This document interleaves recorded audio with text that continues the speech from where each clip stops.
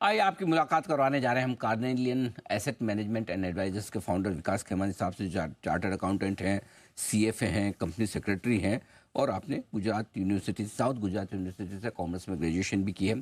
23 साल से ज़्यादा का आपका अनुभव है स्टॉक मार्केट्स का, कैपिटल मार्केट्स का। एडलवाइस सिक्योरिटीज़ के सीईओ के तौर पर भी रह चुके हैं। 17-18 साल से ज़्यादा इक्विटी रिसर्च का भी गहरा अनुभव है और फंड मैनेजमेंट का भी। विकास जी, बहुत बहुत स्वागत है आपका, धन्यवाद हमें समय देने के लिए। और सबसे पहले आपको, आपकी पूरी टीम और आपके फंड के सभी निवेशकों को दीपावली की बहुत बहुत शुभकामनाएं।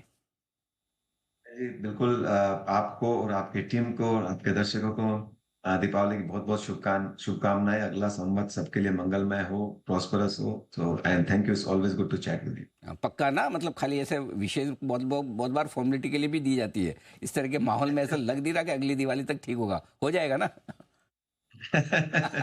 देखिए, विशेष तो हमेशा उम्मीद पे दुनिया कायम है, जैसा आप बोलते हैं, तो उम्मीद तो अच्छी रहनी चाहिए, राइट। इच्छाएं तो अच्छी रहनी चाहिए, बाकी तो होना जो होगा। तो होगा क्या, ये बताओ अगली दिवाली तक? देखिए, आई थिंक अनिल जी, जैसे इस तरह का हमने पिछली दिवाली से इस दिवाली तक बहुत अच्छा माहौल गया है। पिछले 2-3 साल बहुत अच्छे गए हैं। हमने एक बहुत ही शानदार रिटर्न्स देखा है, specially mid and small cap के स्पेस में। तो इस तरह का जब भी एक बैकड्रॉप पे आप मार्केट के बैठे हुए होते हो, तो एक स्वाभाविक सी बात है कि मार्केट में कंसोलिडेशन होना जरूरी है, करेक्शन होना जरूरी है। जो दोनों टाइम करेक्शन और वैल्यू करेक्शन दोनों का कॉम्बिनेशन होता है। तो हमने कुछ हद तक एक अभी हमने एक करेक्शन देखा है। मिड एंड स्मॉल कैप में थोड़ा वैल्यू करेक्शन देखा है। लार्ज कैप्स में अभी कोई हमने ज्यादा बहुत करेक्शन देखा नहीं है। मैं मानता हूं कि अगले 3 से 6 महीने में माहौल जो है वो लगभग करेक्शन का साइडवेज रेंज का रहेगा। जहां जहां एक्सेसेस है वहां पे वैल्यू करेक्शन भी होगा, और जहां पे एक्सेसेस नहीं है वहां पे टाइम करेक्शन होगा। तो और इसी पीरियड के अंदर काफी जो रीएडजस्टमेंट्स होंगे। तो पर मार्केट एज ए स्ट्रक्चरल मुझे कोई वीकनेस नहीं लगता है। ऐसा नहीं लगता है कि मार्केट 15-20% घुस जाएगा या यहाँ से बहुत बड़ी मंदी आ जाएगी, ऐसा मुझे नहीं लगता है। क्योंकि जनरली इकोनॉमिक ग्रोथ काफी ठीक है। जो मेन मेन मैक्रो पैरामीटर्स हम देखते हैं वो सारे के सारे ठीक है। कुछ कुछ सेक्टर्स में उतार चढ़ाव होगा, वो हर मार्केट में होता है। घबराने की जरूरत नहीं है। इस मार्केट में एक्सपेक्टेशंस कम रखने की जरूरत है। क्योंकि जब इस तरह के बैकड्रॉप से हम आते हैं, इतने बड़े अच्छे साल के बाद में आते हैं, तो एक्सपेक्टेशन जाहिर सी बात है सबकी बढ़ जाती है। आजकल जैसे हम बात करते हैं, तो शायद आप भी बात करते होंगे, लोग बोलते हैं 20% रिटर्न बनाना कौन सी बड़ी बात है, 25% रिटर्न कौन सी बड़ी बात है। पर वो बड़ी बात है। तो रिसेंसी इफेक्ट काफी प्ले करता है लोगों के माइंड में। तो मैं यही कहूंगा कि एक्सपेक्टेशंस को इस आने वाली साल से कम रखना चाहिए, और रिस्क को मद्देनजर रख के ही पोर्टफोलियो बनाना चाहिए। एक्सपेक्टेशन तो कम हो ही गई विकास जी। अभी आजकल तो लोगों की एक्सपेक्टेशन प्रॉफिट से हटकर कम होकर, मतलब मेरा भाव आ जाए बस, निकलो फिर, वैसी वाली एक्सपेक्टेशन हो गई। अभी तक मतलब है ना, आप भी गए होंगे वीकेंड पे दिवाली पार्टी वार्टी में, लोग यही पूछते हैं, मतलब कि पहले तो ये पूछते थे कि क्या खरीदना है क्या खरीदना है, आजकल यही पूछ रहे हैं कि बेच दूं क्या सारा?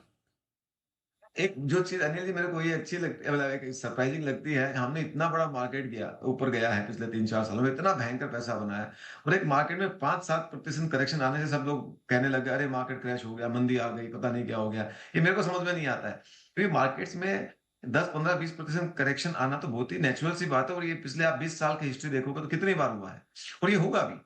तो मैं उस चीज से बहुत ज्यादा घबराता नहीं, क्योंकि मेरा मेरा नजरिया हमेशा medium term to long term रहता है। हाँ, आप एक मार्केट में रिस्क माहौल होता है और थोड़ा नॉन रिस्क माहौल होता है, उसको आप ध्यान में रखो। तो मैं तो ये कहूंगा कि अभी केयरफुल रहने की जरूरत है। आप कोई भी ट्रैप में फोमो में आके नहीं करें इन्वेस्ट। जो फंडामेंटल इन्वेस्टिंग है वो तो करते रहो। मुझे कोई मार्केट में घबराहट नहीं है। सेक्टर्स काफी अच्छे करेंगे, स्टॉक्स काफी अच्छे करेंगे। ये आपके लिए इतने डरने घबराने की जरूरत है नहीं। अब ये बताएं कि एक चीज़ तो ये कि भाई चलो, थोड़ा बहुत ग्लोबल खराब हो गया, एफआई ने भेजा, लेकिन पहली बार विकास जी जो थोड़ा डर लग रहा है कि हमारे फंडामेंटल रीजन है जो ठीक नहीं हो रहे हैं। थोड़े रिजल्ट्स पहली बार लंबे समय बाद खराब आए हैं। क्या लगता है कि वापस से रिजल्ट्स ट्रैक पर आ जाएंगे और जो वैल्यूशन थोड़े लोगों को महंगे लग रहे हैं तब ठीक हो जाएंगे? क्या ऐसा आपको लग रहा है, कुछ भरोसा है? ये देखिए, कोई भी कर जर्नी के अंदर कोई, हाँ, ऐसा कभी नहीं होता कि सारे तिमाही रिजल्ट बढ़िया हो। राइट, तो आपको कुछ सेगमेंट्स में थोड़े खराब आए हैं, पर ऐसा नहीं है कि ब्रॉड बेस्ड अर्निंग खराब है। राइट, कुछ आईटी कंपनी के रिजल्ट्स आए, वो ठीक है। बैंक में जैसे आईसीआईसीआई बैंक का रिजल्ट आया, कितना अच्छा शानदार रिजल्ट है। दूसरी कोई एक आधे बैंक को खराब आया है। तो एक, मैं ये नहीं कह सकते रिजल्ट सीजन वॉश आउट है। रिजल्ट एक मिक्स बैग है। तो और वो हर समय रहता है। हो सकता है कि जो एक्सपेक्टेशंस बढ़ी हुई है उसके मुकाबले में रिजल्ट्स कम आए हों और वो हो भी रहा है। तो यही एक एडजस्टमेंट पीरियड होता है।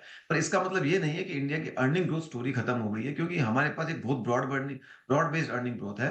जो वैल्यूएशन एक्सपेक्टेशंस है उसको एडजस्ट करने की ज़रूरत है।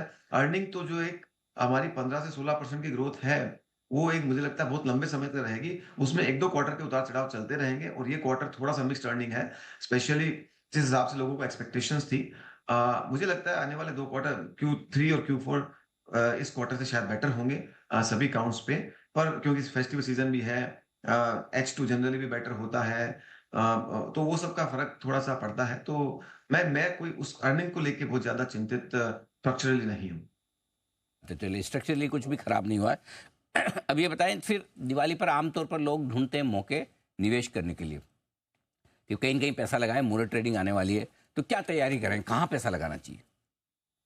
एक तो मैं अनिल जी मानता हूँ कि जो फाइनेंशियल सेक्टर हमारा जो है इस पिछले 12 महीने में थोड़ा-सा उसने कम रिजल्ट्स दिया है, कम रिटर्न्स दिया है, जहाँ से तो वहाँ पे अगले यहाँ से दिवाली से अगले दिवाली तक मुझे लगता है फाइनेंशियल सेक्टर जो है, वो काफ़ी पॉजिटिव रहना चाहिए, काफ़ी अपॉर्च्युनिटी वहाँ पे देखनी चाहिए।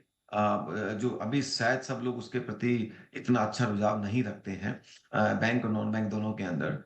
दूसरा मुझे लगता है फार्मा और हेल्थ केयर भी यहाँ से काफ़ी अच्छा पॉजिटिव परफॉर्मेंस कर सकते हैं, जहाँ पे वैल्यूएशंस भी आपके साइड में है, बिज़नेस मॉडल भी आपके साइड में, डिमांड भी अच्छा कर रही है, वहाँ पे अभी तक कोई डिसअपॉइंटमेंट आया नहीं है। तो वो एक दूसरा सेगमेंट है जहाँ पे हमें लगता है कि अपॉर्च्युनिटीज़ कर सकते हैं।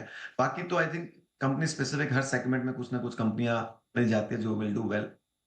एक सेगमेंट में जनरली हम लोग काफ़ी फोकस करें, जो कंपनीज़ पिछले 2-3 साल में आईपीओ की, पर उनके भाव 40 उस टाइम यूफ़ोरिया थी, तो 40-50% कम हो गए, पर बिज़नेस मॉडल ने ठीक किया है। क्या होता है कोई कई बार एक कंपनी लोगों की नज़रों से उतर जाती है, उनको देखते नहीं है। तो उस सेगमेंट में भी हमको इंटरेस्टिंग कंपनीज़ अभी हम लोग स्टडीज़ कर रहे हैं, मिल रही है। तो वहाँ पे देखिए जहाँ पे सब लोग भेड़-चाल की तरह नहीं जा रहे हैं, तो आपको कहीं न कहीं अपॉर्च्युनिटीज़ मिल जाएगी। ऐसा मेरा मानना है। मौके बहुत सारे हैं और ख़ास तौर से ये बहुत इंटरेस्टिंग चीज़ बताई कि पिछले 2-3 साल में जितने आईपीओ लिस्ट हुए हैं और उनमें से कई सारी कंपनियाँ 40-50% नीचे ट्रेड कर रही हैं। वहाँ पर पैसा आने के बाद बिज़नेस मॉडल और बेहतर होने के मगर कहीं चांस दिख रहे तो वहाँ निवेश करें। फाइनेंशियल सेक्टर काफ़ी अच्छा है। बहुत बहुत धन्यवाद विकास जी समय देने के लिए और विस्तार से हमारे दर्शकों से बातचीत करने के लिए, और एक बार फिर से आपको आपकी टीम को दिवाली की बहुत बहुत शुभकामनाएं सर। धन्यवाद। आपको भी बहुत-बहुत शुभ